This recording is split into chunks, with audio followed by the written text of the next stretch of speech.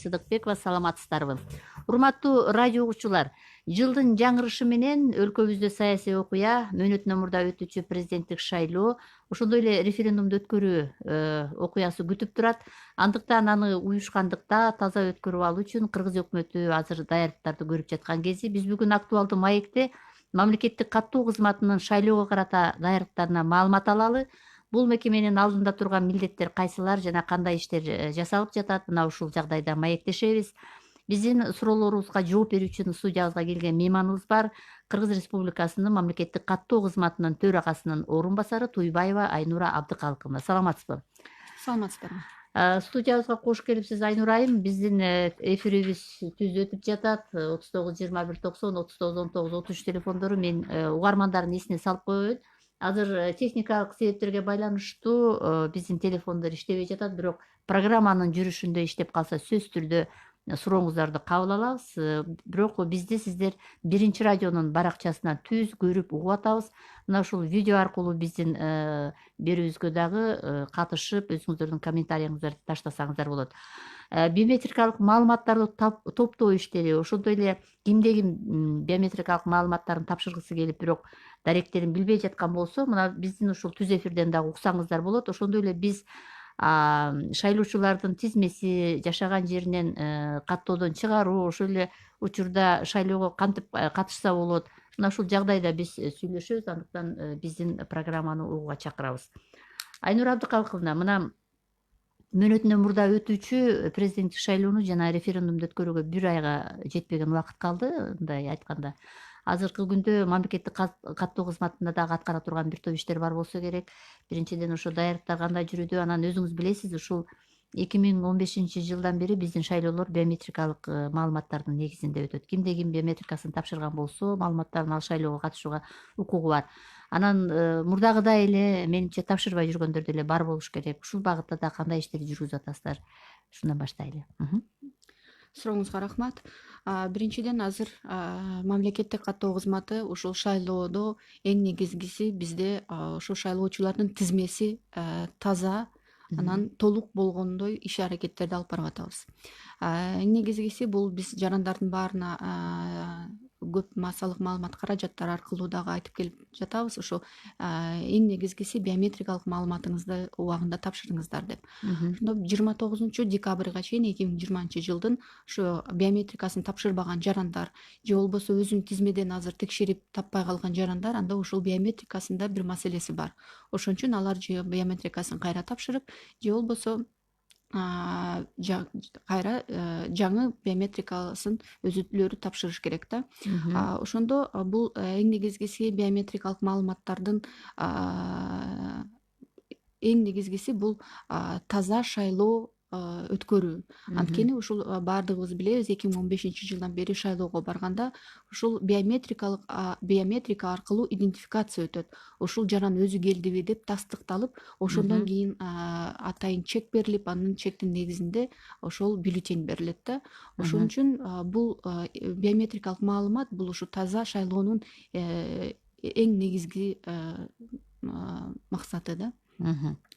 Биз азыр мына ушул президенттик шайлоого даярдануу боюнча 10 ноябрда алдын ала тизмени топтоп, ошо атайын калктын бирдиктүү мамлекеттик реестри түзүлгөн. Ошо 2015-жылдан баштап ошол жакта актуалдуу бүт маалыматтар бар ушул жарандар боюнча. Качан паспортун алган, кайсыл жакта ошол туруктуу жашаган жери регистрация болгонун баардыгы камтылган маалымат бар. Ошол маалыматтар күн сайын жаңыланып турат. Анткени биздин жарандар күн сайын паспорт алышат, никеге турушат же кандай да бир маселелерди ушул жасаганда, ошол актуалдуу маалыматтын баары топтолуп, ушул 10 ноябрда биз борбордук шайлоо комиссиясына берип, ушул алдын ала түзүлгөн тизме бүт участкалык шайлоо комиссияларда таркатылды, илинип, ушул жарандар өзүлөрү барып ошол жактан да текшерсе болот. Жана 119 кыска номер менен да текшерсе болот. Ал номерге чалганда баардыгы акысыз. СМС жиберип да текшерсе болот. Ушул ар бир жарандын өзүнүн жеке идентификациялык номери бар. Ошону жиберсе, ушул кайсыл уикте экени маалымат берилет. Жана ошондой эле мамлекеттик каттоо кызматынын атайын тиркемелери чыгарылган. Ушул 15.000ден көп жаран уже өзүнө көчүрүп алды смартфон телефондоруна. Ошол жактан да текшерсе болот. Анан ошол тизме chekit.gov.kg деген сайтынан да текшерсе болот да. Ушул бүт шарттар азыр түзүлдү. Ошон үчүн биздин жарандардын баарын чакырып кетет элек. Шайлоого жакын калганда, жаңы жыл дагы астыда турат. Ошондо баардыгы көп мындай кыйналбагандай болуп, азыртадан текшерип баштаса, азыртадан тактап коюшса, сопсонун болуп, 10 ноябрда шайлоого уже катыша алышат. Биз мына 10 ноябрда алдын ала тизмени топтогондо, ушул тизмеге 3.544.403 жаран кирди. Биз ошол маалыматтарды эмненин негизинде чогултабыз? Бул Кыргыз Республикасынын жарандыгы бар биздин жарандар. Экинчиси ошол документтери туура болгон, паспорт алынган жарандар. Ошондой эле биометрикасын катталган жарандар. Анан жашы 18 жашка чыккан жарандардын бүт маалыматтары чогулуп, ошондо биз 10 ноябрга карата 3.544.403 жаранды. Бул маалымат биз Борбордук шайлоо комиссиясы менен күн сайын тактап турабыз, күн сайын актуалдаштырып турабыз. Анткени жарандар өзүлөрүн текшерген жарандардын саны азыр көп.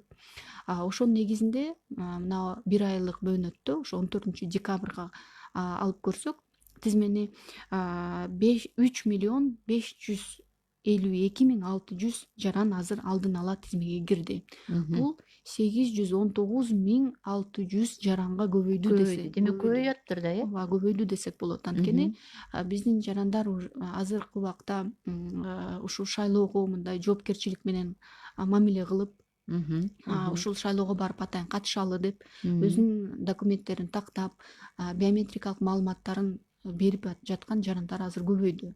Ушул 1 айдын ичинде 819.600 жаранга көбөйтсө, бул чоң жетишкендик. Ошон үчүн биз жарандарыбызды дагы эле чакырып кетет элек. Ошо келип тактаңыздар. Бүт мындай айтканда телефон аркылуу да текшерсеңиз болот, СМС аркылуу да, өзүңүз ошол участкалык шайлоо комиссияларына барып да текшерсеңиз болот. Анан жана бүт маалыматтар аркылуу текшерсеңиз, каражаттар аркылуу текшерсеңиз болот да.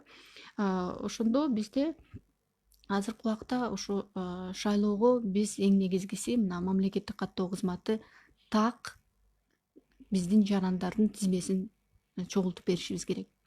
Анткени ошол калктын бирдиктүү мамлекеттик реестринде актуалдык күн сайын азыр биз бул жакта да отурсак, азыр маалыматтар өзгөрүп турат. Ошол өзгөрүлгөн маалыматтын баарын ошол 29 декабрга чейин жарандардын баары катталып, биометрикалык маалыматтарды берип, андан кийин эң акыркы окончательный список деп коет. Ошол уже топтолгондон кийин эч кандай нерселерди өзгөртүп же бир жаран башка жакта жашаса, ошо туруктуу жашаган жерин өзгөртсө, биз аны которо албай калабыз. Демек 29 декабрга чейин булар жетиш керек. Ооба, 29 декабрга чейин жетиш керек. Андан кийин уже биздин өзүбүздүн тизмелердин баары жабылып, анан биз ушу шайлоого даярдык кылып, уже системанын баарын даярдап баштайбыз да. Тизме боюнча уже иштердин баары токтотулат.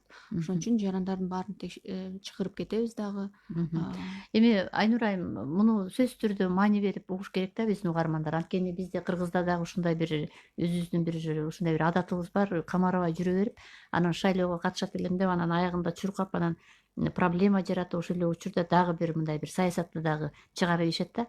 Биометрикалык маалыматтарды тапшыруунун дагы бир маанисини дагы өзгөчө мындай бир токтолуп кетсеңиз деп атам да. Мисалы 2015 жылдан берки өткөн шайлоолордо эл аралык байкоочулар Кыргызстанда чын эле шайлоо мындай таза өтөт экен деген көпчүлүктүн мындай бир эл аралык байкоочулардын пикири бар экен да. Анткени башка өлкөлөрдө деле бар экен, биометрикалык ошол эле Россияда деле ошол маалыматтарды толук тапшырып бүтө элек, аларда шайлоо башкача өтөт экен. Демек бизде бир эле адам өзү эле мындай бир эле адам бир добуш, ал экинчи жолу барып башка жерге барып добуш бере албайт деген нерсеге биз ошо биометрикалык маалыматтар менен тыюу салып койдук да. Демек ошол жагын булар абдан жакшы жолго коюп алыптыр, Кыргызстан деген бир жакшы дагы сөздү мындай угат экенсиң да, көрөт экенсиң. Анан сиздерде дагы мындай бир азыр анализдерди жүргүзүп атасыздар да. Мына азыр айттыңыз, канчасы тапшырып, анан канчага ушул өтүп атканы. Демек сиздер биометрикалык маалыматтары өттү ушул жарандар. Булар шайлоого катышууга укугу бар деген тизмени да сиздер мындай бир параллельно өткөрөсүздөр да. ооба, ал нерселерди биз кылабыз. Биометрикалык маалыматтарды тапшырган 3.778.000 ашык жаран биометрикалык маалыматын тапшырган. Анын ичинен 3.552.600-ü Тапшыра элек. тизменин ичине кирди. Ага. Эми бизде каза болуп калган жарандар да бар, же болбосо Кыргыз Республикасынын жарандыгынан чыгып кеткен да жарандар бар да. Ошон үчүн алар биометрикаларын өзү убагында тапшырган, бирок алар тизмеге кирбейт, анткени алар каза болуп калган адамдар тизмеге кирилбейт. Анан шайлоонун могу өткөрүшү менен сиздердин дагы ушу мамлекеттик каттоо кызматы дагы ушул кайсы жерде кайсы жаран катталган, кайсы жерде катталбай жүрөт, канчасы мындай каттоодон өткөн эмес деген бир так бир анализди чыгарып алганга да ушул бир сиздерге бир мүмкүнчүлүк берсе керек. Биз жанагы калктын бирдиктүү мамлекеттик реестрі деп айтпадымбы, ошо ЕГРН деп коет орусчасына, единый государственный реестр населения деп. Ошол биздин реестрде ошол жарандын төрөлгөндөн баштап, жана төрөлгөндүгү тууралуу күбөлүк алгандан баштап, ошо балдарга азыр төрөлгөндөн баштап жана жеке идентификациялык номер берилет. Ошондон баштап адамдын өмүрүнө аягына чейин эмне жумуш аткарса, эмне кандай документ алса, ошонун баардыгы ошол бирдиктүү реестрде камтылат да. Ошол туруктуу жашаган жерин да өзгөртсө, качан алмаштырган, кайсы документтер негизинде бүт баары азыр автоматтык түрдө баардыгы сакталат. Анан биздин жанагы ушул азыркы биометрикалык система боюнча шайлоолорду жана башка жактарда колдонуп атканыбызды муну мактана кетчү нерсеси да бар. Анткени көп биздин ушу эл аралык байкоочулар деле, эми көп айтпайлы, мына Казакстандагылар дагы келип бизден үйрөнүп кетип атышат. Келип ошо кандай жасадыңар эле, кайсы негизде өзүңөр эле ушундай көп акча каражатын кетирбей эле ушундай системаны түзүп алдыңарбы деп чыктым да ошону. Ошондойлорго көп таң калгандар да бар. Анан биз туруктуу иштин азыр Кудай буйрса алып барып атабыз да. Эч кандай мындай терс нерселери жок. Мындай таза, чын бүт биометрикалык маалыматтар жана ошонун негизинде топтолгон маалыматтардын баары ошо бирдиктүү реестрде камтылып атат. Мына менин билишимче ушул Индияда да ушу биометриканы киргизип башташкан, бирок жана ушу биометриканы чогултуу болгондо көп түшүнүксүз нерселердин баары болуп, анан 1 жыл 2 жыл иш аракет алып барып жыйынтыгына чыккан эмес да. Аягына чыкпай калышкан. Ооба, жыйынтыгына аягына чыкпай калышкан, анан эчтеке жасай албай калышкан, киргизе алышпай калган да. Биз ошон үчүн азыр ушул биометрикалык маалыматтарды чогултуп, ошонун негизинде биз азыр буларды болсо жанагы таможнядан, границадан өткөндө да ушу биометрический идентификациядан да өткөн нерселерди жасаганбыз. Мына Манас аэропортунан көрсөңүздөрдү, жана эгейт деп ошол очередке туруп күтпөй эле ошол жактан биометрикалык жанагы көк түстөгү паспорттун негизинде эле колмон жазып коюп туруп эле ошол жактан да өтүп кетсе болот. Экинчиси бул биз жанагы айдоочулук күбөлүктөрдү бергенде окшош кишилер бири-бирине көп учурлар болгон, башка бирөөнүн атынан эле келип экзамен тапшырып кеткен убакыттар болгон. Азыр ошолордун баарын жок кылыш үчүн 2018-жылдан баштап ушу биометрикалык идентификацияны ал жакка киргизгенбиз. Ошол жерден өзү киши кирмейинче, ошо камерадан идентификация өтмөйүнчө система ачылбайт, экзамен башталбайт да. Ушундо азыр баардыгы түшүнүп калган, ошону окуш керек, билиш керек деген. Менин өзүмдүн практикамда болгон, 2 эгиз бир туугандын бирөөсү келип башка бирөөгө тапшырып көрөйүн деген, бирок система ушул эгиздерди деле билип коет да, киргизбей коет. Ооба. Ошон үчүн бул система көп нерсе. Азыр мына паспорт алууда дагы биометрикалык идентификациядан кийин гана паспорт берилет. Ошол жаран өзү келди деп башка илгеркидей болуп башка жерден сүрөтүн тартып чыгарып келип анан чаптамай деген жок. Ошол цифровой биометрический фотографиянын негизинде мурдагы эски сүрөттөрдүн баарын ошо система өзү таанып, ошол киши келди деп айткандан кийин, система өткөргөндөн кийин гана паспорт берилет да, жасалып чыгат. Мына ошол биометриканын мына шайлоодон да биз азыр өзүңүздөр баардык жарандар мына шайлоого катышкандардын саны көбөйүп атат күндөн күнгө. Мына жогорку кеңештин өткөн шайлоосунда да көп жарандар катышты, баардыгы билип атат. Ошо башка бирөө келип мындай анын ордуна Шайлап койбосун. шайлап кое албайт да. Мгм. Анан ушул эң негизгиси биз ушу туруктуу шайлоо системасын азыр түздүк. Эч кандай мындай маселелер да болбойт да, бирөө сатып алып же болбосо алдап кетти деген. Мгм. Ошон үчүн эң негизгиси биздин мамлекеттин туруктуулугу бул таза шайлоо өткөрүү. Туура айттыңыз. Мына негизинен эле баягы кээ бир өлкөлөрдө бул айыптан кеңири жайылбаса дагы мунун жакшы жактарын көрүп, ошо эле Россияда мисалы үчүн биометрикалык маалыматтары тапшырылбаган адамда банк системасы аларды мындай бир тейлөөгө да албайт экен да. Кечээ айрым бир жагдайларда да карап чыктым ал жакта кандай болуп атат деген. Бул жагынан алып караганда мындай Кыргызстан мындай алдыда деп койсок да болот экен да. Анан бирок ушул биздин жарандар дагы ушуну мындай бир маанисин дагы сиз айткандай ушуну түшүнүп алышы керек. Бирок айрым учурда биометрикалык маалымат бул биологиялык маалыматы да ошол адамдын физиологиялык, мисалы ал эми биометриканын маалыматтары көп түргө бөлүнөт да. Жүзүн, Ооба, жүзү өзүнүн боюнча кишинин жүзү, манжалары, манжалар аркылуу анан кол берүү тамгасы. деген, кол тамгасы деген. Анан ошонун баарын мен бере албайм, бул менин жеке ишим деп дагы жүрүшөт экен. Бирок кандайдыр бир ушундай бир тейлөөлөргө, кандайдыр бир кошумча сиз айткандай жанагындай бир жанагы бир кандай десем жанагы аэропорттордон өтүү сыяктуу бир керектүү Жеңилдиктер болот. жеңилдиктер болгон учурда Биометрикаларын тапшырса жеңилдиктер көбүрөөк болот да. Ошол эле ошондой очередте учурда болбош билбей керек. калып атышат дагы, анан ошого да нааразычылыктар күчөп атат да. Кандай Эми дейсиз? мен азыр ойлойм, нааразычылыктар деле көп жок. Түшүнүп калдыбы ушул Биздин тенденция? жарандардын баардыгы уже түшүнүп калышты. Мгм. Мисалы кетсек, мына биздин 18 жашка чыккан жарандардын 4.060.000 биздин жарандар бар. 18 жаштан өйдө жана Кыргыз Республикасынын жарандыгы барлар. Анан 3.778.000ден көбү тапшырды деп айтып атпайбызбы? Ошонун ичинен 3.552.600 тизимге кирди деп. Ошондо 250.000 эле жаран азыр тапшыра элек биометрикалык маалыматтан, ошол 18 жашка чыккандагылар. Мен ойлойм, булардын көбү ошол биздин жарандар, миграцияда жүргөндөрү, ошол эле жарандар жана паспорты, эски паспорт менен жүргөндөр жаңылана элек. Паспорт эми бул керектүү нерсе да. Паспорт мөөнөтү өтүп баштаганда жарандардын баардыгы өзүлөрү эле келип эле ошол маалыматын тапшырып, ошонун маалыматынын негизинде анан паспорттарын жаңылашат. Эми биометрика боюнча да суроолорду аягына чыгарып алалы анда. Дагы бир жагдай ошол идентификация процесси. Ошондо мындай бир көпкө кармалып, анан мындай бир ыңгайсыздыктар болуп жатат деген дагы. Мисалы үчүн ошол жерге барганда аны кабыл алып аткан бир аппарат иштебей калып атат деген ар кандай дагы бир нааразычылыктарды да билдирген бар. Ушул жагдайда эмне иштерди жасадыңыздар мындай бир уюштуруу, кабыл алууда ушул? Эми кабыл алууда эч кандай системада өзүндө кемчиликтер жок азыркы учурда.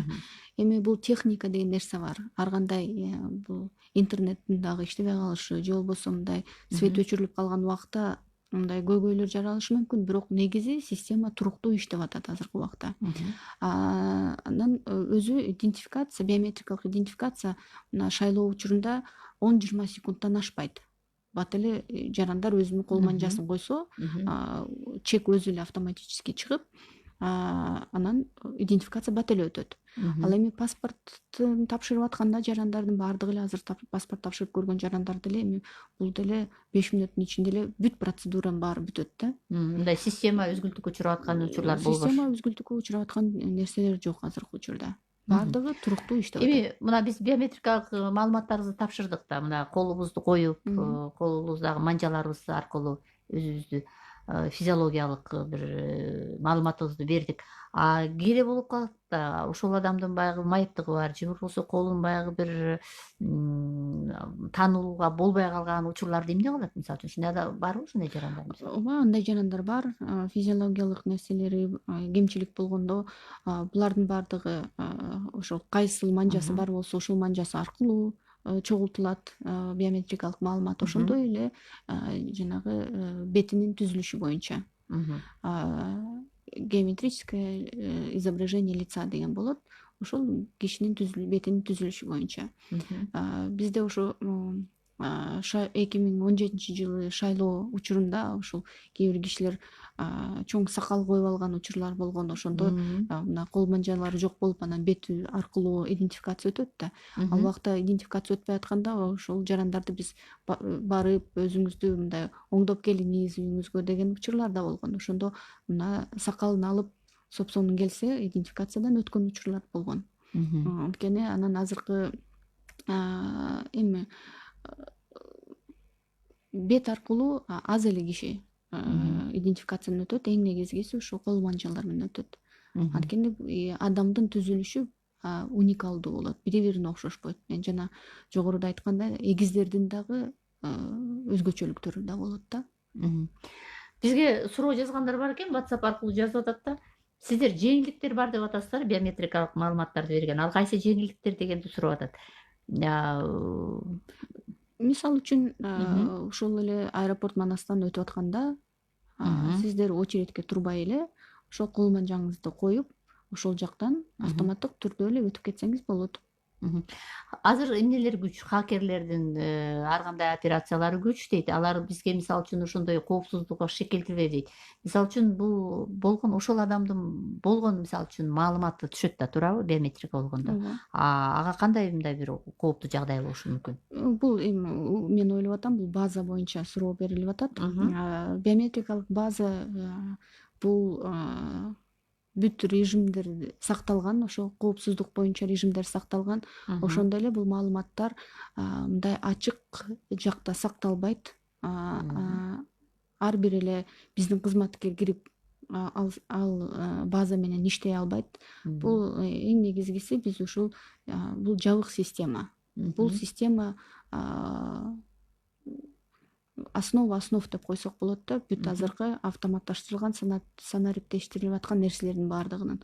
Ошон үчүн бүт жана хакер же кандай башка жана специалисттер болбосун бул системага кире алышпайт. Анткени бул жабык система. Хакерлер, башка нерселер мындай интернет аркылуу маалымат кеткен учурда мындай кандайдыр бир нерселерди түзүшү мүмкүн. Бирок бул жабык система. Бул системага эч ким кире албайт.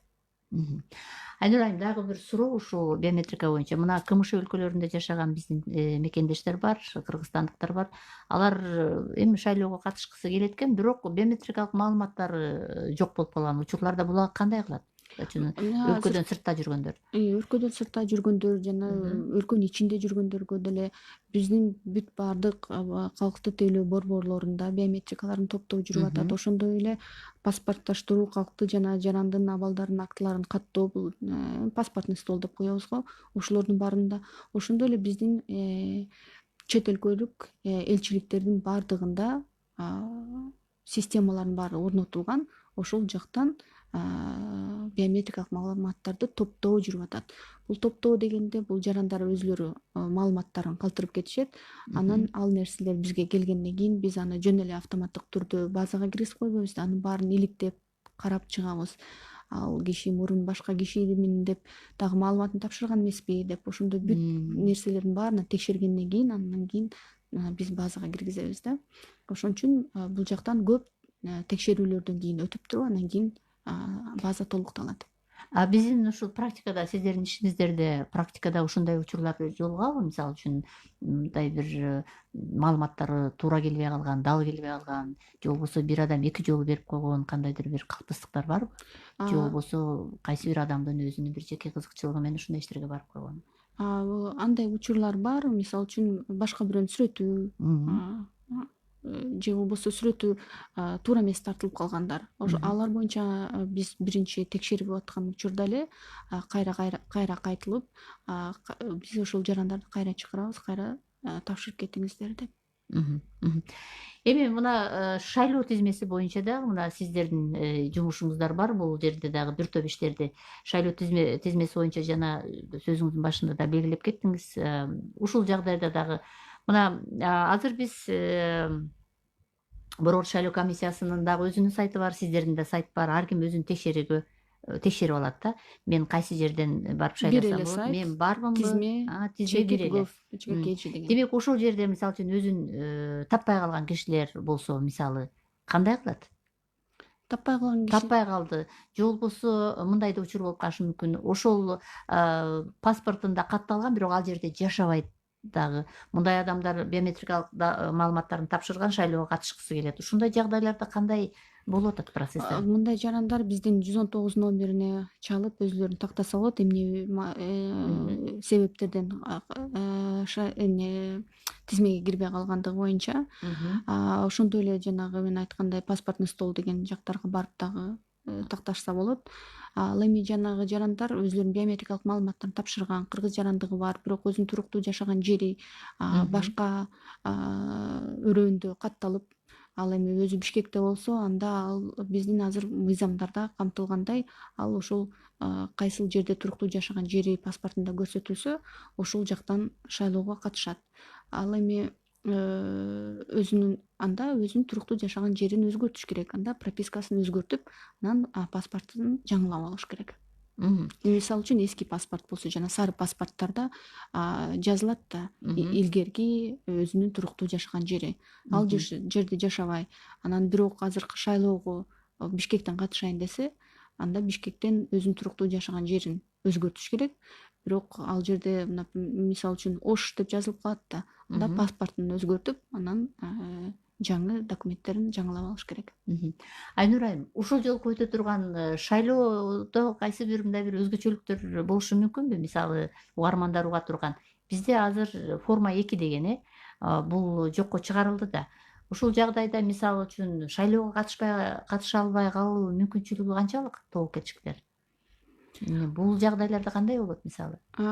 Ушул форма 2 деген нерсе Боюнча көп суроо берип атышат. Ооба, көп суроолор болуп атат эми. Биз билебиз, мына 400 миңден ашык жарандар ушу форма 2 менен ар кайсы жакка көчүрүлгөн, ушул Жогорку Кеңештин шайлоосунда.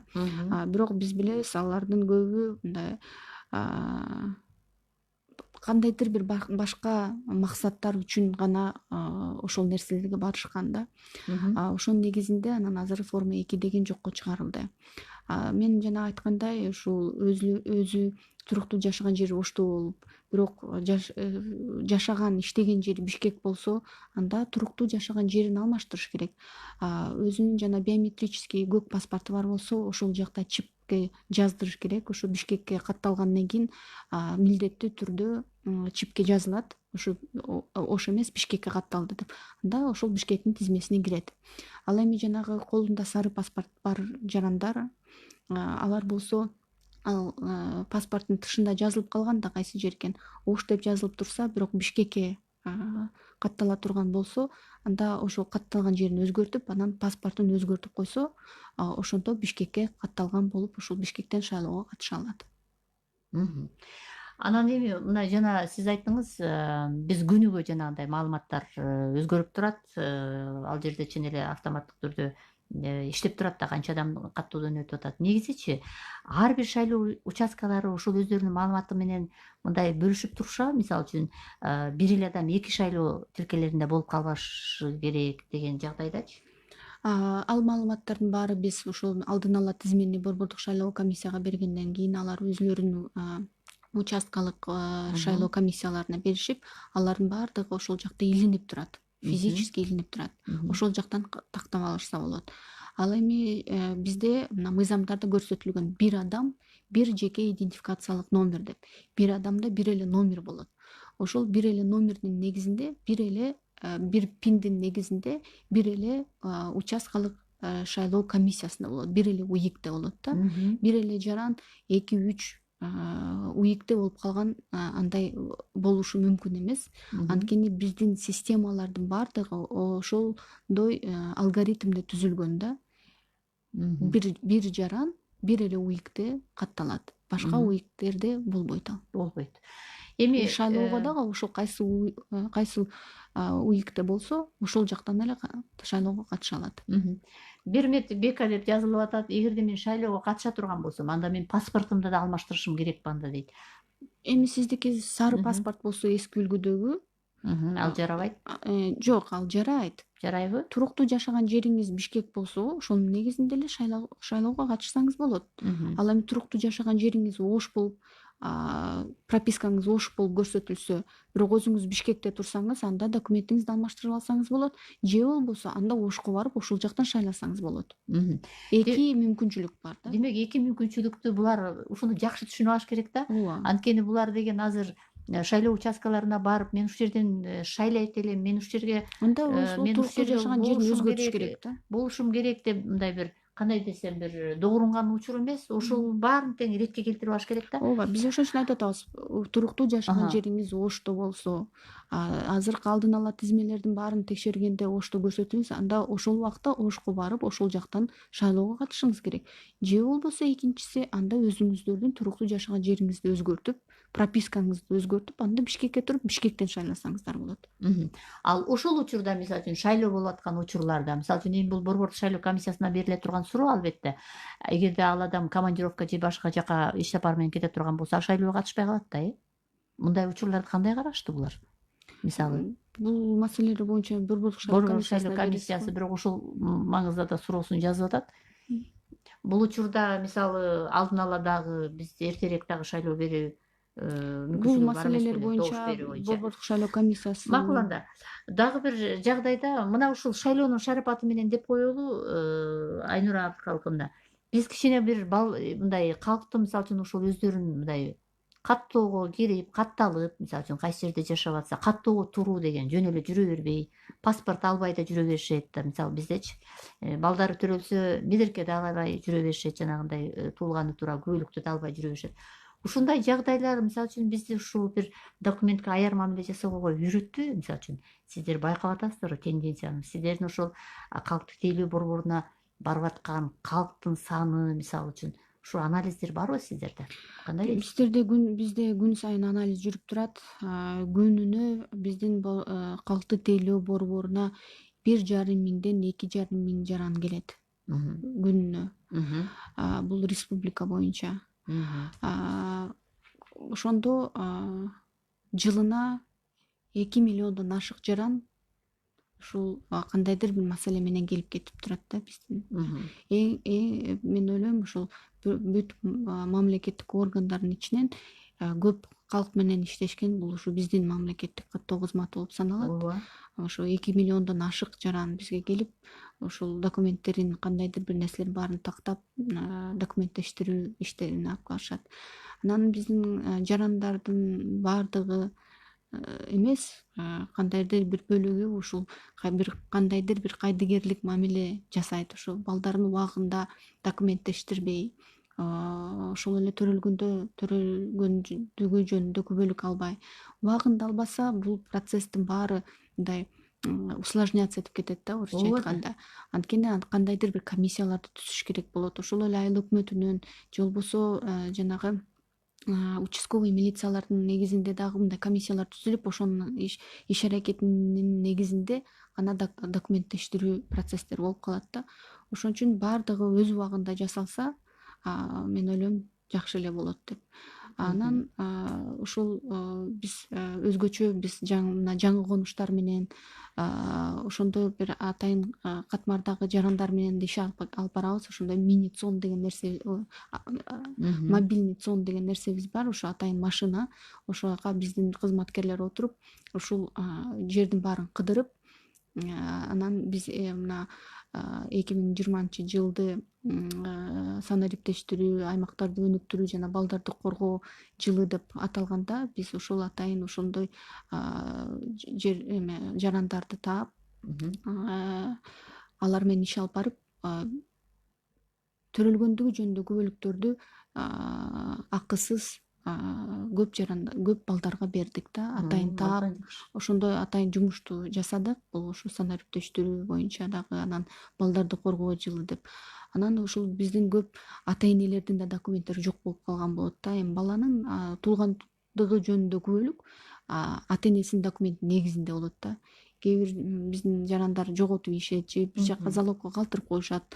Анан кийин жок деп эле отура беришет да. Анан балдарына да буларга документ бербейт. биздин такыр документибиз жок деген жарандар кайдан чыгат да? Эмне үчүн булар албайт Булардын деген? документтери бар, архивде баардыгы бар. Убагында тактап убагында алып анан документке мындай өзгөчө мамиле кылыш керек да. Мына биз Ош базар жагына деле барып көрсөк, ошол канча деген жана уурдалган документтердин баары жатат. Биз ал боюнча дагы көп иштерди алып барабыз. Бизде атайын бюро находок деген бар.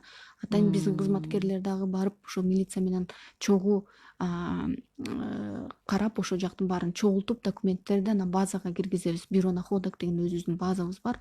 Ошол жака киргизип, ошол жарандар бизге кайрылганда биз документибиз жоголуп кетиптир, аны бизге алып келип беришкен деп, ошол эле документтин мөөнөтү өтө элек болсо, ошол документтерди кайра кайтып беребиз жарандарга. Ошон үчүн жарандарга да айтып кетет элек, диплом, айдоочулук күбөлүк же кандайдыр бир документтериңди жоготсоңор, ошо биздин паспортный стол же кактуу төлөө борборуна эле тапшырып койсоңуздар, биз ошол жарандарга бизге кайрылганда кайра эле кайтып беребиз.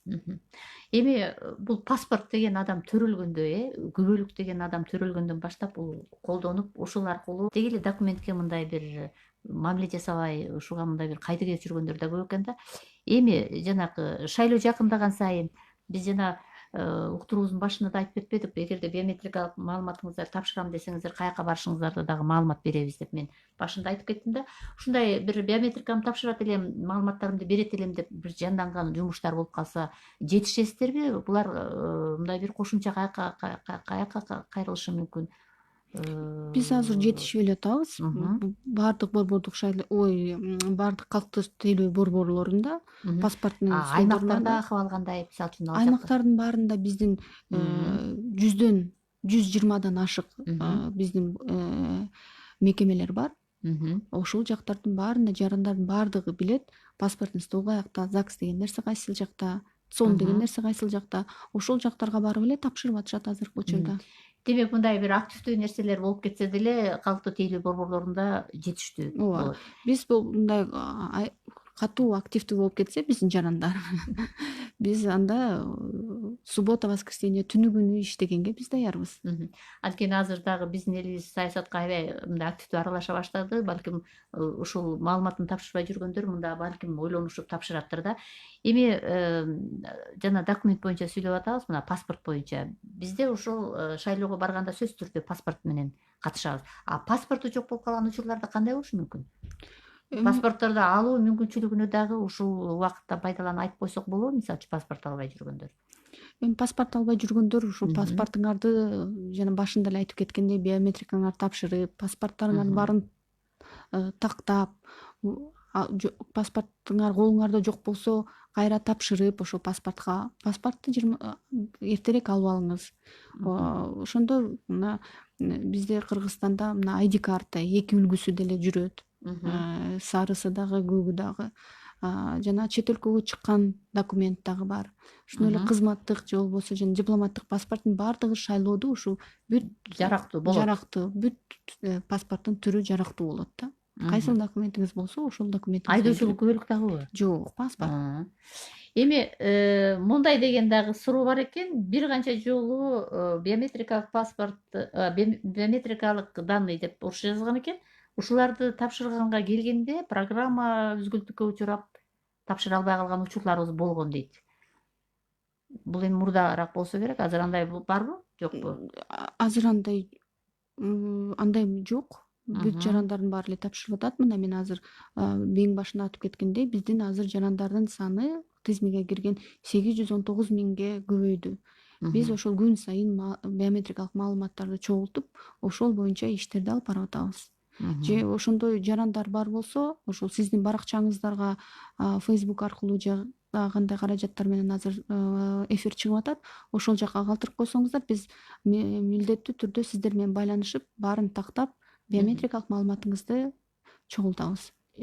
Кулалбек Алибеков деген жазып атат, кандай шайлайбыз, форма 2 болобу деген 2 суроосун жиберген экен.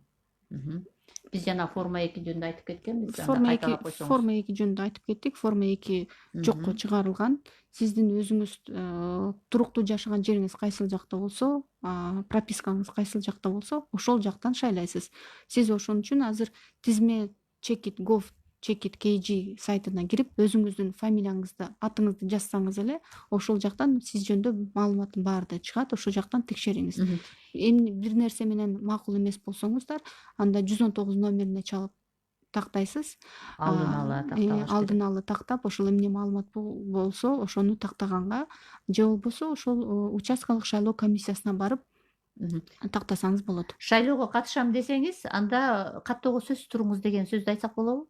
Каттоосу жок жүргөн адамдар бар да. Каттоосуз жок жүргөн адамдар бар, бирок алар Эч жерде мындай бир Э, баягы жашаган жеринде да катталбаган адамдар бар да ушундай. ооба, ал жарандар боюнча да биз иш аракет алып барып атабыз. Эң негизгиси мына Бишкек шаарынын мэриясы менен жана Ош шаарынын мэриясы менен иштерди алып барып атабыз. Биздин ушу жаңы конуштар көп. Ошол жакта өзүлөрүнүн ошол үйүнө документи жок. Бул туруктуу жашаган жерин каттоонун эң негизгиси бул өзүлөрүнүн жашаган жеринин документин алып келип бериш керек ар бир жаран. Бул документтер жок болгон үчүн жанагы трансформация боло элек жерлер же болбосо жаңы эле мына мыйзамга кол коюлду. Бирок жарандар документтерин калыбына келтиргенге азыр жетише элек да. Ал жарандар боюнча биз ушу шаардын мэриясы менен чоң иштерди алып барып атабыз. Мыйзамдарда өкмөттүн чечимдеринде каралган үйү жок болгон жарандардын ошол эле орган местного управления деп коет, ошонун аймагына каттаса болот деген. Биз ошондой азыр эмелерди топтодук, ходатайстволорду ошол биздин акимияттардан, Бишкектен мына 4 акимиятынан топтоп, ошол жарандар менен азыр иш аракеттерин алып барып атабыз. Ошолорду биз мисалы үчүн 1-Май акимияты болсо, ошо 1-Май акимиятынын юридикалык адреси боюнча ошол жака каттап беребиз ал жарандарды. Анан шайлоого катыша алышат. Бул сиз айтып аткан ушул ички миграция жөнүндөгү законго ылайык иштерби? Мисалы үчүн каттоо иштерин кандай жүргүзөт Ооба, деген? ошо ички миграция боюнча анан өкмөттүн 886-токтому бар. Ошол токтомдордо көрсөтүлгөн ушу туруктуу жашаган жери жок жарандар ошол эле мэрияга же болбосо айыл өкмөтүнө барып, администрацияларга барып өзү жөнүндө айтса, ошол жактан тактап бизге ходатайство жиберсе, ошо кагаз түрүндө биз ал жарандарды ошол жака каттап беребиз. Ошол эле Кыялбек Айбеков турбайбы? Кыялбек Айбеков жазып аткан Бишкектен шайлай албайбызбы депчи. Демек Бишкекте катталбаса? Сиздин туруктуу жашаган жериңиз Бишкекте катталбаса, сиз Бишкектен шайлай албайсыз. Сиз Көлдө катталган болсоңуз, Көлгө барып, ошол жактан шайлоого катышыңыз керек. Же болбосо 29-декабрга чейин туруктуу жашаган жериңизди өзгөртүп, каттаган жериңизди Бишкекке каттатсаңыз, анда Бишкектен шайлоого катыша аласыз. Рахмат Айнур айым. Биздин жарандар негизинен мына ушул маалыматты так билип алышы керек. Анткени убакытты создурбай, мына 29-декабрь деген шайлоого катышам деген адамдар үчүн бул өтө маанилүү күн экен. Ошого чейин өздөрүнүн баягы шайлоого ниети болсо, катышууну кааласа, анда өзүнүн баягы сөзсүз түрдө ошол жашаган жеринен, катталган жерине шайлоого катышып, болбосо сиздерге арыз менен кайрылса болот экен да. Рахмат. Анда урматтуу радио угуучулар, биз бүгүн ушул шайлоого карата даярдыктар, буга мамлекеттик каттоо кызматы кандай иштерди жүргүзүп атат, биометрикалык маалыматтарды тапшырам дегенде жагдайда кандай иштер бар, мына ушул максатта биз бүгүн сөз кылдык. Биздин студиябызда мамлекеттик каттоо кызматынын төрагасынын орун басары Туйбаева Айнура Абдыкалыковна болду. Сиздин ишиңизге ийгилик каалайбыз. Ден соолукта болуңуз. Бизге кулак салып, бизди уккан угармандарым болсо аман болуңуздар. Берүүнү Таалайгүл Сыдыкбекова алып барды. Жакшылыкта жолугушалы.